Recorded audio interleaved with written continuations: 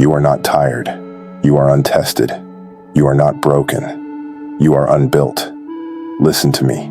You there, in your quiet room, with the weight of 1,000 disappointments upon your chest. You who feels the ache in your bones not from labor, but from the lack of it. You who looks upon the face in the glass and sees a stranger softer and wearier than the one you were promised in your youth. I know the name of your ailment. It is not fatigue. It is not misfortune. It is a hunger of the spirit, a deep and gnawing emptiness where purpose ought to reside. You speak of your suffering as a thief in the night, a villain that has stolen your joy and left you with naught but ashes. You curse it. You rail against it. You drown it in drink or numb it with distraction, praying for a dawn that does not come. You are a fool. You mistake the anvil for the executioner's block. I have stood in the wilderness with the wind screaming like a banshee and the cold so profound it felt like the absence of God himself. I have felt the hunger that gnaws not at the belly but at the very core of one's sanity. I have known the betrayal of trusted friends, the collapse of grand ventures, the profound solitude of a heart that believes itself utterly forsaken. And in those depths I too cursed the darkness. But it was in that absolute blackness that I first learned to see. For suffering is not your enemy. Comfort is your enemy. Ease is the opiate that dulls the edge of your ambition. A life without resistance is a soul without strength. The ship that never leaves the harbor knows no storms, but it also never finds new shores. Its hull never learns its own strength against the might of the ocean. It simply rots, slowly, quietly, tied to the safety of the dock. Think of the blacksmith. He does not weep for the iron. He does not apologize for the fire. He knows that the metal must be heated to a blinding white-hot agony before it can be shaped. He knows it must be beaten again and again by a hammer that would shatter cold, brittle steel. Each blow is not an act of cruelty, but an act of creation. It compacts the molecules, it drives out the impurities, it aligns the structure of the thing, making it not just different, but fundamentally better than it was. Your suffering is that fire. Your disappointments, your heartbreaks, your failures, your losses, these are the hammer blows. They are not sent to destroy you. They are sent to define you, to forge you, to turn the soft, shapeless ore of your potential into the hardened, tempered steel of character. The man who has never known want possesses a shallow gratitude. The man who has never faced failure possesses a brittle confidence. The man who has never stood alone in the howling dark does not know the true, unshakable power of his own soul. For it is only when all external lights are extinguished that we are forced to kindle the fire within. Do not pray for an easier life. Pray to be a stronger man. Do not beg for the storm to pass. Learn to stand in the rain. Let it wash away the dust of your complacency. Let the lightning illuminate the path you were too afraid to walk in the dull light of day. That ache in your soul, that is the sound of your own potential straining against the weak confines of the person you have allowed yourself to become. It is a pain that will not cease until you acknowledge its purpose. It is a calling, a demand from the deepest part of your being to rise, to build, to strive, to overcome. The world does not need more comfortable men. It needs more forged men. Men who have been tested by fire and quenched in resolve. Men who bear the scars of their battles not as wounds, but as proof of their mettle. Men who have stared into the abyss and did not blink. Your anvil awaits. Will you lie upon it and bemoan your fate, or will you place yourself in the fire willingly and allow yourself to be remade? The choice is the only thing that is truly yours. All else is circumstance. The forge within is stoked by your own breath. The hammer is lifted by your own hand. The steel is your own soul. The man you are tomorrow is written in the choices you make, in the silent, empty hours of today. I have sat at the deathbeds of great men. I have also sat at the deathbeds of wasted men. And I tell you this, with the full weight of a truth I wish I did not possess. The sound they make in their final hours is profoundly, devastatingly different. The one does not speak of what he did, but of what he almost did. He speaks not of love expressed, but of love withheld. Not of battles fought, but of battles fled. His breath is a list of apologies whispered to ghosts. His life is tallied not in victories, but in near misses and cowardly retreats. His world becomes very small, shrinking to the four walls of his room, and his mind lives in a museum of his own failures. The pain is not in the dying, it is in the realization that he had already died decades prior. The body simply took its time in catching up. The other man, his breath is shallow. His body is broken, but his spirit is a cathedral. It contains the echoes of great endeavors. It is filled with the light of hard-won truths. He speaks of mountains climbed, not of paths avoided. He speaks of scars earned, not of skin saved. His regrets are not for actions taken, but for the limits of a single lifetime. He is not apologizing to the past, he is speaking to the future. He is not closing a book, he is passing on a torch. The chasm between these two deaths is not dug by fortune, by luck, or by fate.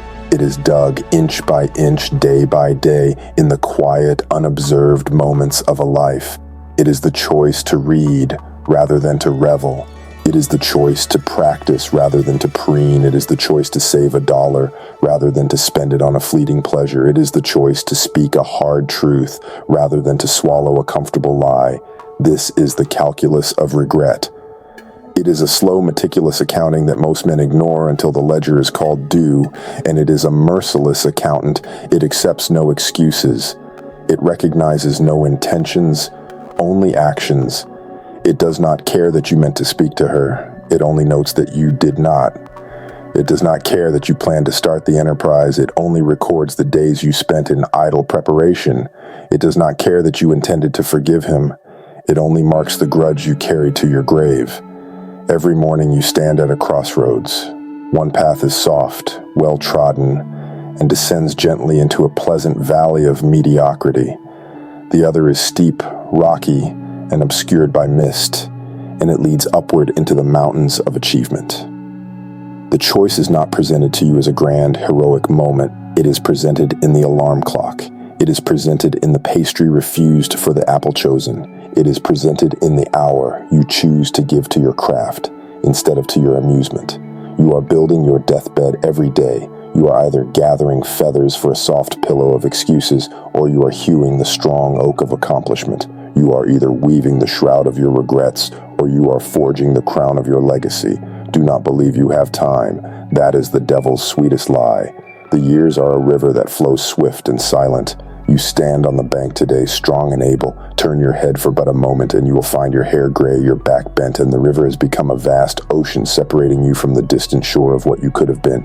Let the fear of that deathbed be your fuel, not a paralyzing fear, but a clarifying one. Let it sharpen your focus. Let it give you the courage to have the difficult conversation today, to write the first page today, to lift the weight today, to mend the fence today. For when your final hour comes, and come it shall, may your only regret be that you could not have another lifetime to love the work so deeply, to fight the good fight so fiercely, and to walk the path so completely. Let your life be a testament to effort, not to ease, a song of action, not of aspiration. The man you will become is watching the man you are now. What will you show him? Society has built a cathedral to the worship of comfort. It is a gilded cage, and you have been taught to love your chains. Walk through the streets of any modern city. Look into the eyes of the men who pass you by. You will not see the wild, fiery spark of ambition. You will not see the keen edge of determination. You will see a soft, placid haze, a look of pleasant numbness. You will see the gaze of a creature that is well-fed, well-housed, and utterly, utterly lost. Humanity has achieved a miracle. It has conquered the elemental fears of our ancestors. We have, for the most part, banished hunger. We have built shelters against the storm. We have medicine for the plague. This is a triumph. But it has birthed a subtler, more insidious enemy, the cult of comfort. We have built a world where the highest ambition is to be untroubled, to be at ease, to retire early to a life of leisure. We have confused a means for an end. Security is a foundation upon which to build a great life, not the great life itself. A foundation is meant to be built upon, not to be lounged upon. Comfort is the quiet assassin of greatness. It does not kill with a blade, but with a pillow. It smothers your dreams with a gentle, relentless pressure. It whispers lies in your ear as you drift to sleep in your too soft bed. Rest, it says. You deserve it. There is always tomorrow. Why struggle? Why suffer? Be content, be happy, and so you trade your potential for peace of mind. You trade your passion for pension. You trade the thrilling, terrifying uncertainty of the mountain climb for the safe, predictable flatness of the paved road. But I tell you this, a soul that seeks only comfort is a soul that is already in its coffin. It is simply waiting for the dirt to be thrown upon it. The human spirit is not designed for perpetual safety. It is designed for struggle. It is forged in challenge. It expands in adversity and atrophies in ease. Look at the lion in the zoo. He is fed. He is protected from disease and from rivals. He lives a life of perfect, boring safety. But where is his majesty? Where is his thunder? He is a sad parody of a king, a listless creature pacing a cage, his spirit broken not by a whip, but by a full belly and a lack of purpose. You, in your comfortable home, with your predictable job and your endless stream of distractions, you are that lion. Your cage is just larger. It is gilded with modern conveniences. It is padded with entertainment, but it is a cage nonetheless. The bars are made of your own fear. The lock is your desire for security above all else. True joy is not found in the absence of pressure. It is found in the mastery of it. It is the sweat on your brow after honest labor. It is the deep, satisfying ache in your muscles after a hard day's work. It is the thrill of facing a problem that seems insurmountable and, through sheer force of will and intellect, conquering it. You must reintroduce healthy struggle into your life. You must voluntarily choose the harder path. You must seek out resistance. You must court discomfort. Turn down the thermostat, walk in the cold, lift the weight that feels too heavy, fast for a day, and remember what true hunger feels like. Wake up an hour earlier than is convenient. Read the complex book instead of the trivial magazine. Have the conversation you are afraid to have. These are not acts of self-punishment. They are acts of rebellion. They are a declaration of war on the soft, weak creature that comfort is trying to create of you. Each act of embraced discomfort is a hammer blow against the bars of your cage. Do not seek a life of comfort. Seek a life of strength, a life of capability, a life where you know in your bones that you are equal to any challenge fate may throw upon you. That confidence cannot be bought, it cannot be given, it can only be earned. And the currency is struggle. Break out of the gilded cage. The wild, untamed world of purpose and meaning is waiting for you. It is not a safe place, but it is a real one, and it is the only place where a man can truly be alive. The greatest war you will ever fight does not require a rifle. It is fought in the 6 inches between your ears. There is a battle being waged inside of you at this very moment. It is a silent civil war for the territory of your soul.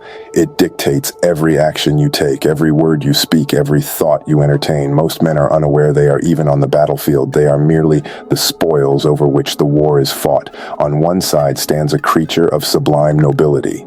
It is your better angel. It is the part of you that desires discipline, honor, truth, compassion, and mastery. It is the voice that urges you to rise early, to work diligently, to speak honestly, to lift up others, to create, to build, to strive for excellence. This wolf is strong, but it is quiet. Its voice is a whisper that requires silence and intention to hear. On the other side stands a beast of profound cunning. It is your base nature. It is the part of you that craves sloth, indulgence, deceit, envy, and immediate gratification. It is the voice that tells you to hit the snooze button, to eat the second portion, to gossip, to cheat, to take the easy path to surrender. This wolf is clever and it is loud. Its voice is a roar that echoes through your weakest moments. These two forces are in perpetual conflict. And you, the conscious you, the I that believes itself to be in charge, are the general who must choose which wolf to feed. Every single decision of your day is a scrap of meat tossed to one wolf or the other. You choose the apple over the cake. You feed the noble wolf. You choose to scroll in mindless distraction instead of reading a page of a worthy book. You feed the base wolf. You choose to speak an encouraging word. You feed the noble wolf. You choose to nurture a grievance. You feed the base wolf. There is no neutrality. There is no ceasefire. To do nothing is to feed the base wolf, for sloth is its native soil, indecision is its playground. Most men lose this war not in a single catastrophic defeat, but in 1,000 tiny surrenders. They do not see the connection between the extra hour of sleep and the failed enterprise. They do not see how the choice of gossip over study weakens the character. They do not understand that the compromise of a small principle is the first breach in the fortress wall. But the man of discipline, the man of purpose, he understands this war intimately. He knows that victory is seized in the small moments. He knows that the grand, heroic stands of character are built upon a foundation of 1,000,000 small, right choices. He does not try to fight the great battle all at once. He simply ensures that today he feeds the noble wolf one more scrap than he did yesterday. He wins the morning by rising before his body is willing. He wins the midday by focusing on his work with a singular intensity. He wins the evening by choosing reflection over dissipation. He wins the night by resting with a conscience clear of neglected duties. This war is exhausting. It is the hardest work you will ever do. But it is the only work that truly matters, for the outcome of this private war determines the quality of your entire life. It dictates whether you will be a man of integrity or a man of excuses, a man of creation or a man of consumption, a man who commands respect or a man who begs for attention. You cannot kill the base wolf. It is a part of you, forged in ancient fires of survival. But you can starve it. You can render it weak and lethargic through neglect, and you can strengthen the noble wolf until its voice is a clarion call that drowns out the whispers of weakness. The battlefield is your mind, the weapons are your choices, the stakes are your destiny. Which wolf will you feed today? Your life is not a search for a purpose. Your life is a response to one. The question is, are you listening? You wander through your days feeling a strange homesickness for a place you have never been. You feel a longing for a work you cannot name. You look at the stars and feel a pull, a significance to your existence that your daily routine seems to mock. This is not a neurosis. This is not a fantasy. This is the echo of a divine imprint upon your soul. You were not created by accident. You were not thrown into this world haphazardly to simply consume resources and then expire. You were placed here with intention. You were engineered for a specific purpose, equipped with a unique array of talents, passions, and inclinations that are yours and yours alone. Your life is not a question to be answered. It is an answer to a question the world is asking. The tragedy of most men is not that they fail to achieve their purpose. It is that they fail to discover it.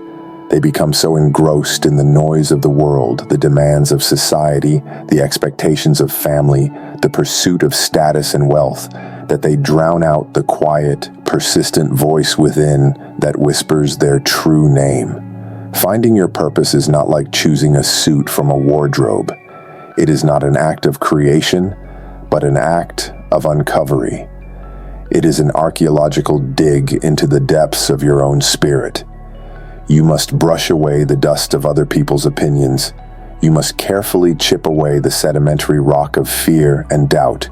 You must work patiently until you uncover the obelisk that has been there all along, waiting for you to read its inscription. How does one begin this dig? You look to your childhood. What did you love to do before the world told you what you should love? You look to your envy. What do you see in others that stirs a deep, painful longing in you? That envy is often a distorted mirror of your own calling. You look to your pain. What suffering have you endured that has given you a unique compassion, a unique understanding? Your greatest wound often contains the seed of your greatest gift to the world, and you must seek silence, for God or the universe or your own deepest self, call it what you will, does not shout in the marketplace. It speaks in the whisper that is heard only in the still, solitary hours. It speaks through the sudden insight that arrives on a long walk. It speaks through the dream that lingers upon waking. It speaks through the book that falls open to the perfect page. This purpose will not necessarily be grand in the eyes of the world.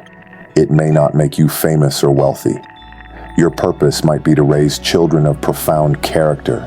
Your purpose might be to create a garden that is a sanctuary for all who enter it. Your purpose might be to craft furniture with such integrity that it becomes a testament to human care. Your purpose might be to master a trade and to teach it with generosity. The scale is irrelevant. The authenticity is everything. When you align your life with this purpose, a profound change occurs. The grind becomes a pilgrimage. The obstacles become tests of your devotion. The work becomes a prayer. You are no longer a slave to the clock. You are a servant to a calling. Fatigue is felt in the muscles, but not in the spirit, for the spirit is fed by the very act of doing what it was born to do.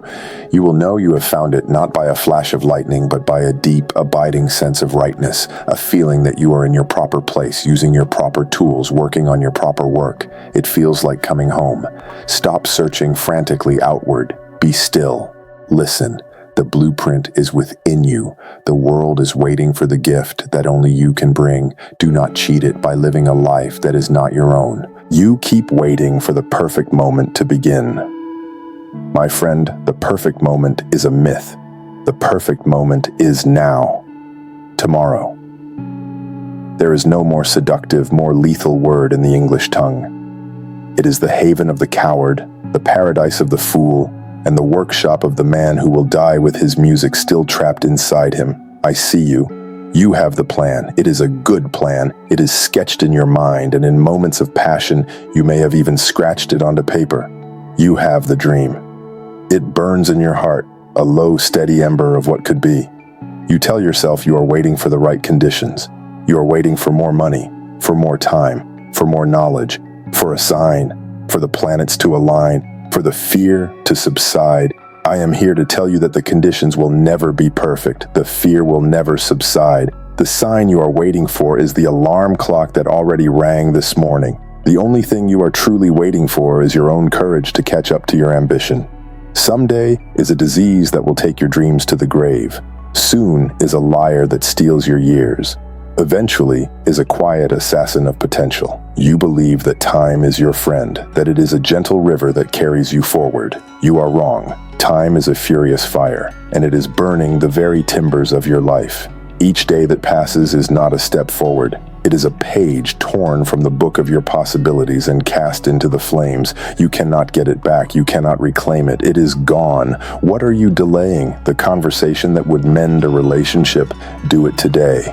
For tomorrow, the heart you need to speak to may be closed or cold or stilled forever. What are you delaying? The beginning of your great enterprise? Begin it today. With the first step, with the first word, with the first dollar saved. For tomorrow, the market may change, your passion may fade, or your health may fail. What are you delaying? The pursuit of a skill, the expression of love, the apology owed, the journey longed for. Every single thing you put off is a small death, a death of a potential future, a betrayal of the man you swore you would become. Do not misunderstand me. I do not advocate for reckless abandon. I advocate for decisive action. Prudent planning is the work of an afternoon. A season of preparation is wise. A lifetime of preparation is a confession of cowardice. The greatest masterpiece ever painted began with a single stroke of pigment on a blank canvas. The greatest symphony began with a single note scribbled on a staff. The most epic journey began with a single step away from the safety of the familiar. Your life is that canvas, that score, that path, and it remains terrifyingly, emptily blank until you make the first mark. The perfect moment you are waiting for is an illusion. It is a phantom you chase to avoid the terrifying, exhilarating risk of real action. The only moment you are ever guaranteed is this one, right now. The time will never be right. You must make it right through your own action. The fear will never go away. You must learn to act in spite of it, to wear it like a cloak, to let its energy fuel your resolve rather than paralyze your limbs. Stop waiting, start building, start writing, start speaking, start doing. Let the work itself teach you what you need to know. Let the action itself reveal the path. Momentum is a force more powerful than perfect planning. Do not let your life be a beautiful, unwritten poem, a silent, unsung song, an unbuilt cathedral. Pick up the pen, open your mouth, lay the cornerstone, now. Before you can conquer the world, you must first conquer the chaos of your own mind. The battle for your future is won in the morning's first silent hour. How do you meet the day? Is it with a gasp and a scramble, A frantic fumbling for the clock, a curse upon the sun, a stumbling rush into the demands of the world. If so, then you are not a master of your day. You are its slave. You are a leaf thrown into a river, tossed by every current, dashed against every rock, with no say in your own destination. The first hour of your waking day is sacred ground. It is the foundation upon which the entire temple of your day will be built. If you build that foundation in chaos, the entire structure will be weak and unstable. If you build it in intention, the structure will withstand any storm. The world will rush upon you soon enough. It will make its demands. It will shout its problems. It will impose its chaos. You must therefore claim for yourself a fortress of peace before the siege begins. You must arm yourself with clarity before the battle is joined. This is the purpose of the morning hour. It is not a time for reaction, but for creation.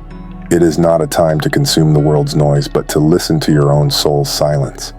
Let me tell you of a ritual. It is not mine. It is as old as the hills. It is the ritual of the masters, the artists, the warriors, the builders. You rise, not when you feel like it, but when you decide to. You conquer the first and most important victory of the day, the victory over your own pillow. You do not reach for the glowing rectangle that connects you to the anxieties of 1,000 strangers. You reach for a glass of water. You step outside, if only for a moment, and you feel the air upon your face. You remember that you are a living, breathing creature on a planet that has spun through the void to offer you another chance. You then retreat to your quiet place. You sit, you be still. You may pray, you may meditate, you may simply breathe and listen to the sound of your own heart. You let the sediment of your worries settle to the bottom of your soul so that you may see clearly. Then you read, not the news of the day, which is trivial and transient. You read words of substance, words that have endured, philosophy, poetry, scripture. You fill your mind with wisdom before it can be filled with nonsense. Then you plan. You look upon the day not as a list of demands from others, but as a block of marble given to you to sculpt. What is the one thing, if accomplished, would make this day a success? You identify it, you write it down, you set your intention, then you move. You exercise the body, you remind your flesh that it serves the spirit. You push it, you strengthen it, you get the blood flowing, not from a place of panic, but from a place of power. This entire ritual may take 60 minutes. It may take 30. The time is less important than the consistency. The act itself is a declaration to the universe and to yourself. I am in command here. This day will be mine to shape. When you emerge from this temple of dawn, you are transformed. You are not reactive. You are proactive. You are not frazzled. You are focused.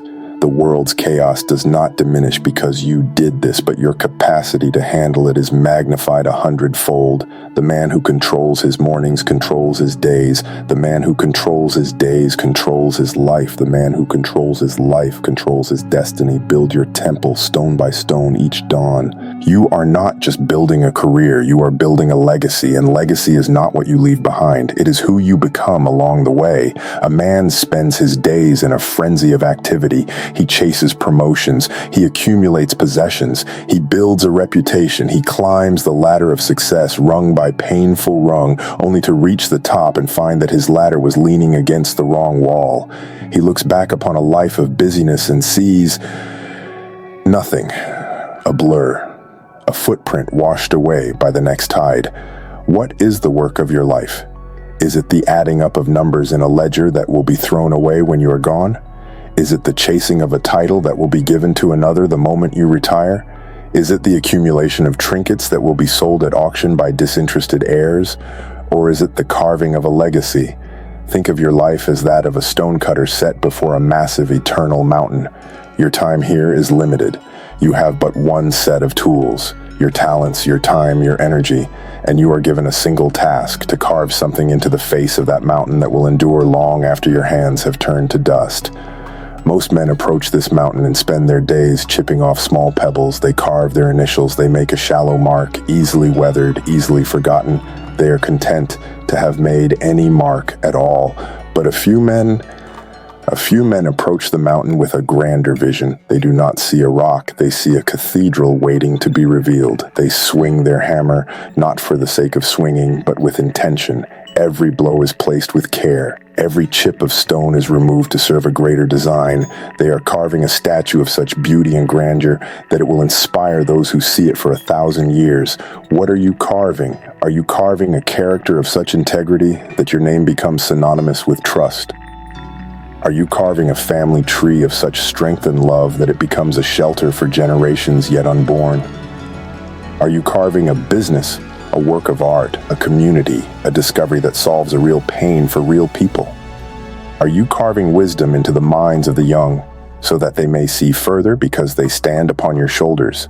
Your legacy is not a single thing you do at the end. It is the sum total of the person you become every day. It is the 1,000 small acts of integrity, the moments of courage, the choices to build rather than to tear down. It is the patience you show your children, the honesty you show your clients, the generosity you show a stranger. The mountain does not care about your salary. It does not care about the car you drove. It only records the depth and the beauty of your carving. You will be forgotten. Your name will fade from the memory of men.